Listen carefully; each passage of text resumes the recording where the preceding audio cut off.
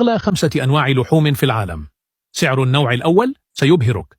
المركز الخامس، لحم كوبي. اليابان يأتي من منطقة هيوغو، ويشتهر بتعريقه الغني ونكهته الفريدة. يبلغ سعره حوالي $300 أمريكي للكيلوغرام، ويعد من أكثر اللحوم طلبا في العالم. المركز الرابع، فينتج كوتي دي بوف. أستراليا، لحم معتق لمدة 15 سنة بنكهة عميقة ومعقدة. يصل سعر الكيلوغرام إلى حوالي $2150 أمريكيا بسبب عملية التعتيق النادرة. المركز الثالث، والي بورتيرهوس، الولايات المتحدة. يقدم في لاس فيغاس، ويطهى باستخدام الفحم الياباني وخشب اللوز. يبلغ سعر الكيلوغرام $3500 أمريكي، ويعد طبقا حصريا للمناسبات الفاخرة. المركز الثاني، سلمون اي بيري بيلوتا، إسبانيا. هو في الحقيقة لحم خنزير ينتج من خنازير تتغذى على الجوز، ويعتبر من أفخر اللحوم الإسبانية.